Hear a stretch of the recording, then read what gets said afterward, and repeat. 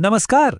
भारत के इतिहास में कई महान लोगों की कहानियां हैं, लेकिन कुछ नाम ऐसे हैं ना जिन पर आज भी खूब बातें होती हैं, खूब जिज्ञासा होती है। तो आज हम एक ऐसे ही बेहद अहम व्यक्तित्व को समझने जा रहे हैं, वीर विनायक दामोदर सावरकर। तो फिर सबसे पहला और सबसे जरूरी सवाल यही उठता है, आखिर कौन थे वीर सावरकर?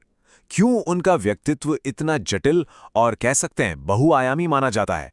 चलिए इसकी एक एक परत को खोलकर समझते हैं। अगर एक लाइन में कहें तो वो एक महान क्रांतिकारी थे, एक स्वतंत्रता सेनानी, एक लेखक और एक बहुत ही प्रखर राष्ट्रवादी विचारक।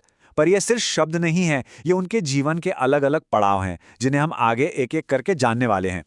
देखिए, किसी भी इंसान की सोच को समझने के लिए ना उसके शुरुआती दिनों को जानना बहुत जरूरी होता है। तो चलिए हम भी सावरकर के उन शुरुआती सालों में चलते हैं जब वो एक राष्ट्रवादी बन रहे थे और देखते हैं कि क्रांति की वो पहली चिंगारी आखिर जली कैसे।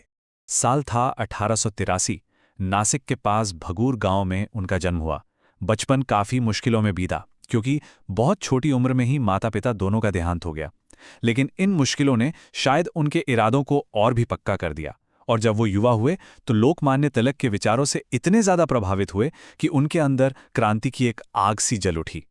अब कहानी भारत से हजारों मील दूर लंदन पहुंचती है।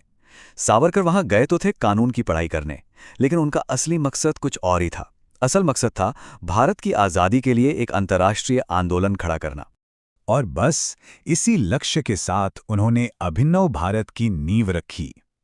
ये कोई मामूली संगठन नहीं था, इसका मकसद एकदम साफ था, भारतीय युवाओं को एक साथ लाना और उन्हें ब्रिटिश हुकूमत के खिलाफ हथियारबंद क्रांति के लिए तैयार करना। सोचिए, उस दौर में ये कितना बड़ा और साहसी कदम रहा होगा। लेकिन क्रांति का ये रास्ता आसान कहाँ था? अब हम उनके जीवन के सबसे मुश्किल, सबसे दर्दनाक दौर की तरफ बढ़ रहे हैं, काला पानी की सजा। ये कहानी है अमानवीय तकलीफों की और एक ऐसे हौसले की जो कभी टूटा नहीं। साल था 1910। यही वो साल है जब उन्हें गिरफ्तार कर लिया गया। ये तारीख उनके जीवन का एक ऐसा मोड़ थी जिसने उनकी आज़ादी की लड़ाई को हमेशा के लिए बदल कर रख दिया। और सज़ा क्या मिली? काला पानी। ये सिर्फ नाम ही ऐसा था कि उस दौर की कैदियों की रूह कांप जाती थी।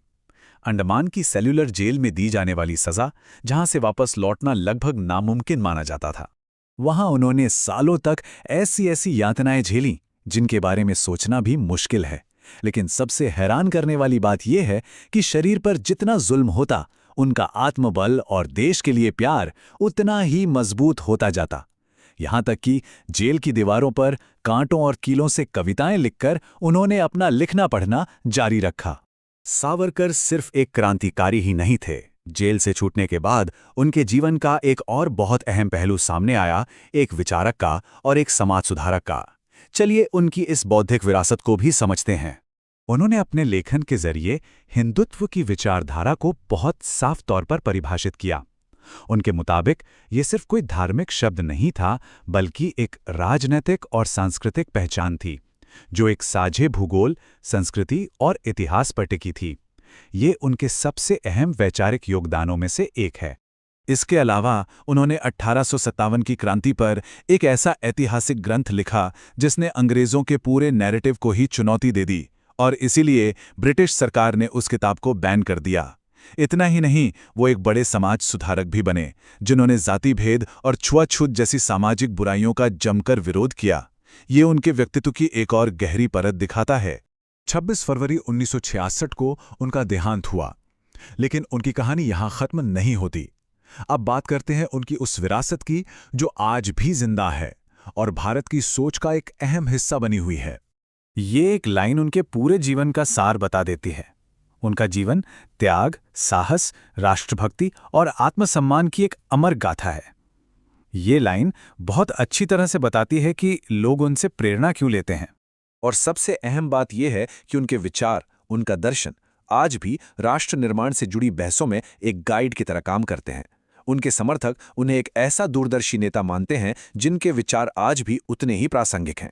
तो अंत में ये सवाल आकर खड़ा होता है कि वीर सावरकर का जीवन आज भी प्रेरणा क्यों देता है? उनका वो अटूट साहस, उनके विचार, या फिर देश के लिए उनका वो जबरदस्त प्रेम, इनमें से कौन सी बात लोगों को सबसे ज्यादा प्रेरित करती है? इस पर सोचिएगा जरूर।